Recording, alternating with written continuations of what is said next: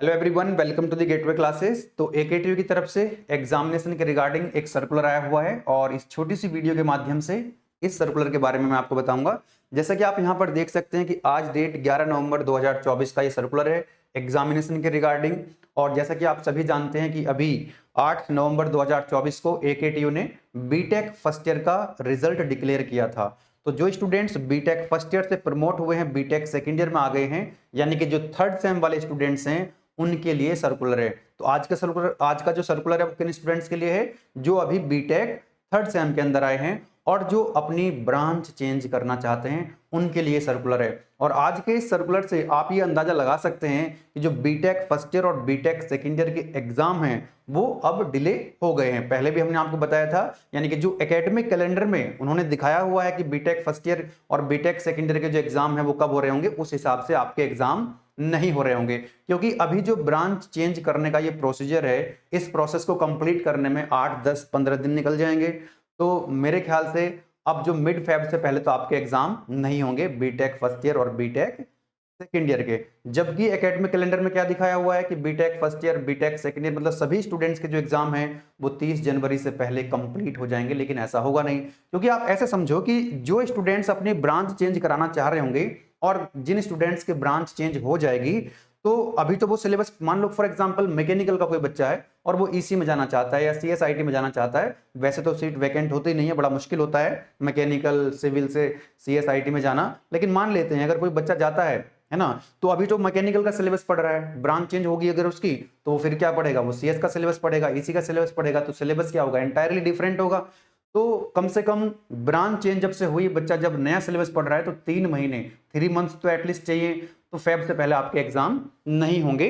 तो इतना डिले जो है ये चल रहा है। अगर टाइम से सिलेबस, अगर मान लीजिए टाइम से रिजल्ट आ जाता है, ये इतना डिले रिजल्ट हुआ है, तो कम से कम जो ब्रांच चेंज का प्रोसीजर है ये जल्दी कंप्लीट हो जाता है। तो बड़ा मुश्किल हो जाता है फिर स्टूडेंट्स को कैसे सिलेबस कवर कर रहे होंगे। क्योंकि आप भी सभी जानते हैं कि जितने भी कॉलेज है, ज्यादातर कॉलेज के अंदर 40%, 50% सिलेबस तो उड़ा दिया है। और कई ज्यादातर कॉलेज में जो एक एक क्लास टेस्ट, सेशनल एग्जाम भी हो चुके हैं। ठीक है, तो काफी ज्यादा सफर करना पड़ेगा जिन स्टूडेंट्स की ब्रांच चेंज होगी।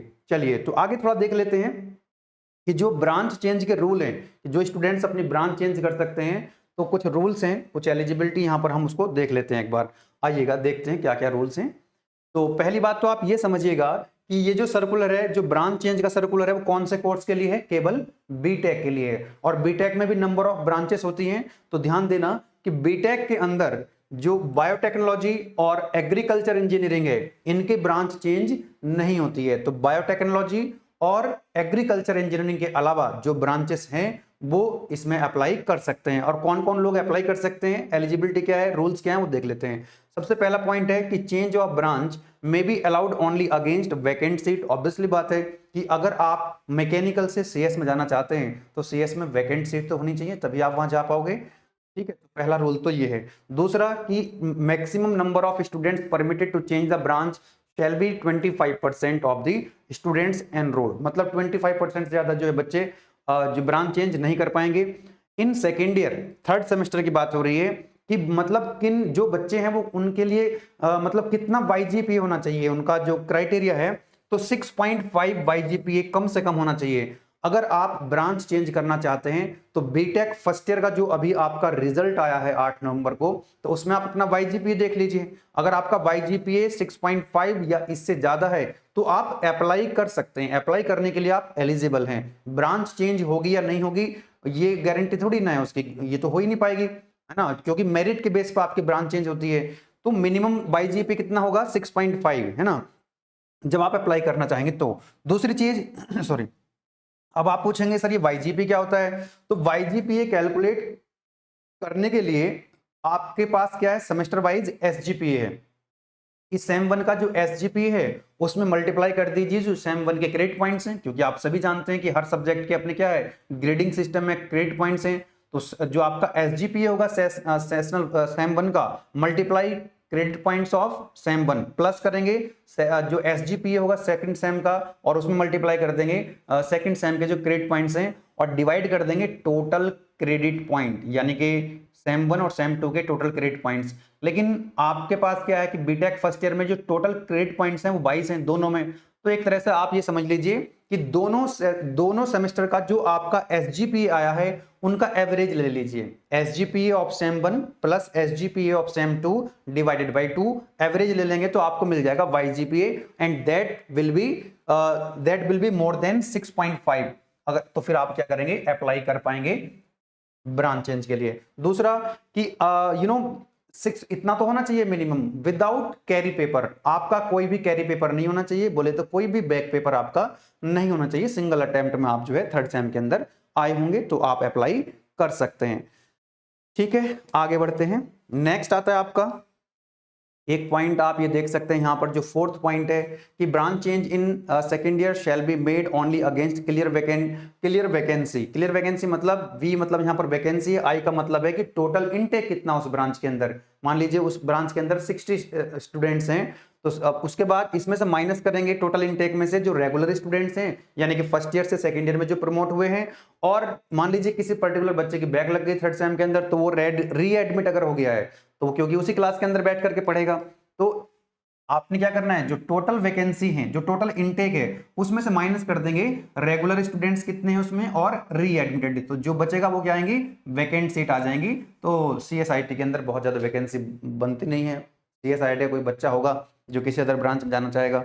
ठीक है, दूसरा जो पॉइंट है आपका, पॉइंट नंबर 6, जो फी वेवर वाले स्टूडेंट्स हैं, जो फी वेवर वाली कैटेगरी है, तो वो फी वेवर कैटेगरी के अगेंस्ट ही ब्रांच को चेंज कर सकता है। मान लीजिए 60 स्टूडेंट्स में से 2 या 3 जो फी वेवर वाली सीट है, तो वो अगर उन 2-3 सीट में से अगर कोई सीट खाली हुई, वैकेंट हुई, तभी बच्चा जो है उसमें जा सकता है। नेक्स्ट एक लास्ट पॉइंट और देख लीजिए जो आपके काम का पॉइंट हो सकता है, पॉइंट नंबर 8, कि भाई ऐसा हो सकता है कि भाई अगर मान लो किसी कॉलेज के अंदर आप लोग जो है, मान लो आईटी वाले जो बच्चे हैं, है ना, वो जाना चाहते हैं सीएस के अंदर। ठीक है, अब क्राइटेरिया क्या हुआ कि वाईजीपीए जिसका ज्यादा होगा, जिसका वाईजीपीए ज्यादा होगा उसको प्रेफरेंस दी जाएगी। 6.5 वाईजीपीए तो मिनिमम क्राइटेरिया है, ऐसा मत समझ लीजिएगा कि सर हमारा तो 6.5 से ज्यादा है, हमारा तो 8.5 है या 9.5 है तो हमारी ब्रांच चेंज हो जाएगी। वो उसमें क्या लगेगी, मेरिट बनेगी। जितने स्टूडेंट्स अप्लाई करेंगे, मान लीजिए 50 स्टूडेंट्स ने अप्लाई कर दिया, तो उनकी एक मेरिट बनेगी। किस आधार पर बनेगी, वाईजीपीए। सबसे पहला जो पॉइंट होगा, है ना, कि जो लोग अप्लाई करेंगे ब्रांच चेंज के लिए, उनका वाईजीपीए चेक करा जाएगा। जिनका वाईजीपीए ज्यादा होगा उनको प्रेफरेंस दी जाएगी। अब ऐसा हो सकता है कि मान लीजिए कोई 2 स्टूडेंट्स हैं और उनका वाईजीपीए सेम हो गया, तो फिर अगर वाईजीपीए सेम होता है तो उनके ग्रेड पॉइंट्स देखे जाएंगे। उनकी ग्रेडिंग सिस्टम में लिखा हुआ है नंबर ऑफ हायर ग्रेड्स, जिनका ग्रेड्स ज्यादा होगा तो उनको प्रेफरेंस दी जाएगी। अब ऐसा भी हो सकता है कि वाईजीपीए भी सेम हो गई और ग्रेड सिस्टम जो नंबर ऑफ ग्रेड्स भी सेम हो गए, तो फिर तीसरा कंसिडर करा जाएगा कि उसके परसेंटेज मार्क्स कितने हैं, मार्क्स परसेंटेज। वो भी आप कैलकुलेट कर सकते हैं कि टोटल नंबर ऑफ जो आपके मैक्सिमम मार्क्स हैं वो आपको पता है, और आपने कितने मार्क्स स्कोर करे, ऑब्टेन कितने करे, वो भी आपको पता है, तो परसेंटेज मार्क्स आप निकाल सकते हैं। तो फिर इसके हिसाब से जिसका परसेंटेज मार्क्स ज्यादा है उसको क्या रखा जाएगा, हायर मेरिट पर रखा जाएगा। तो ये क्राइटेरिया हो गया आपका। आई होप कि एक ये छोटी सी इंफॉर्मेशन थी, मैंने आपको बता दी है। कुछ स्टूडेंट्स पूछते भी हैं, है ना, कई बार कि सर हम ब्रांच चेंज करना चाहते हैं तो क्या पॉसिबल है। देखो बेटा, सही बात तो ये है कि बहुत ही रेयर होता है कि आपकी ब्रांच चेंज हो जाए, है ना। अगर आप, हाँ, अगर आप सीएस से अगर आप मैकेनिकल में जाना चाहते हैं या ईसी में जाना चाहते हैं या फिर आप सिविल में जाना चाहते हैं तो दैट इज वेरी इजी, आप जा सकते हैं। लेकिन अगर आप मैकेनिकल से, सिविल से, इलेक्ट्रिकल से आप सीएसआईटी में जाना चाहें तो ये थोड़ा मुश्किल है, क्योंकि मोस्ट ऑफ द स्टूडेंट्स आप सभी जानते हैं कि वो सीएसआईटी के अंदर पढ़ रहे हैं और पढ़ना चाहते हैं। ठीक है, तो बेटा ये एक इन्फॉर्मेशन थी, सर्कुलर था एग्जामिनेशन के रिगार्डिंग, ये आपको मैंने बता दिया है। और क्योंकि एकेटीयू का जो हिसाब किताब है आप सब देख रहे हैं कि रिजल्ट जो है वो काफी डिले हो रहा है, जिसके कारण अब ब्रांच चेंज का सर्कुलर आया है। अब इसमें हफ्ता 10 दिन 15 दिन ऐसे ही निकल जाएंगे, जब तक ब्रांच चेंज होगी नवंबर खत्म हो जाएगा, और उसके बाद बच्चा जो है दिसंबर, जनवरी, फरवरी, तो फरवरी में भी एग्जाम हो जाए, मिड फरवरी के बाद आप लोगे तो दैट इज गुड। फरवरी से पहले मतलब मिड फेब से पहले तो आपके एग्जाम होने वाले नहीं हैं। ठीक है, तो यहाँ से आप अंदाजा लगा सकते हैं कि जो आपके एग्जाम है वो बेटा मिड फेब के बाद ही कंडक्ट कराए जा सकेंगे फेज 2 में। ठीक है, फेज 1 वालों के जो एग्जाम होंगे वो पहले ही हो जाएंगे, जैसा कि एकेडमिक कैलेंडर में दिया हुआ है। ठीक है, तो चलिए, और कोई सवाल आपका, कोई क्वेश्चन अगर बच गया होगा तो ब्रांच चेंज के रिगार्डिंग आप लोग कमेंट कर सकते हैं, उसमें हम आपका रिप्लाई कर देंगे। बाकी आप लोग पढ़ते रहें, है ना, मेहनत करें, और अच्छा स्कोर लेके आए। अभी बीटेक फर्स्ट ईयर का रिजल्ट आया, बहुत सारे स्टूडेंट्स का बहुत अच्छा रिजल्ट है, और कुछ स्टूडेंट्स का जो रिजल्ट है वो मतलब उनको लगता है कि हमारा जो रिजल्ट है वो एक्सपेक्टेड नहीं है। और इसमें भी जरूर एक्सपेक्टेड का मतलब ये है कि किसी बच्चे ने मान लो 9+ SGPA एक्सपेक्ट किया था और उसका रिजल्ट आ रहा है कि 8.5, मतलब 9 से कम आ रहा है, तो एक्सपेक्टेड रिजल्ट नहीं है, तो वो थोड़ा सा डिसअपॉइंट रहते हैं अपने रिजल्ट से। और ये बात भी बिल्कुल ठीक है मतलब कि AKTU का जो इवैल्यूएशन है वो इतना एक तो डिले हो रहा है, ऊपर से एक्यूरेसी उतनी अच्छी नहीं है। इसका क्या कारण हो देखो, इसको मैं जस्टिफाई कर सकता हूं कि जो स्टूडेंट्स चैलेंज इवैल्यूएशन के लिए, भाई जिनका जो रिजल्ट आ चुका है, अब क्या होगा, कुछ दिनों के बाद एक AKTU की तरफ सर्कुलर आएगा चैलेंज इवैल्यूएशन का। उसमें क्या होगा कि एक सब्जेक्ट के लिए मान लो कोई बच्चा है, वो अपने एक सब्जेक्ट से क्या नहीं है, सेटिस्फाई नहीं है, कि उसको लगता है कि मेरी कॉपी चेक ठीक से नहीं हुई है, तो उसको पहले 300 रुपए देगा। वो अपनी कॉपी निकलवा करके ERP लॉगिन पे उसकी कॉपी आएगी, आंसर शीट आएगी, उसको चेक करेगा, उसको लगेगा कि यार ये तो मेरी कॉपी में तो मैंने अच्छा लिखा हुआ है, अपने टीचर्स को दिखाएगा, वो कहेंगे आप अप्लाई कर सकते हो।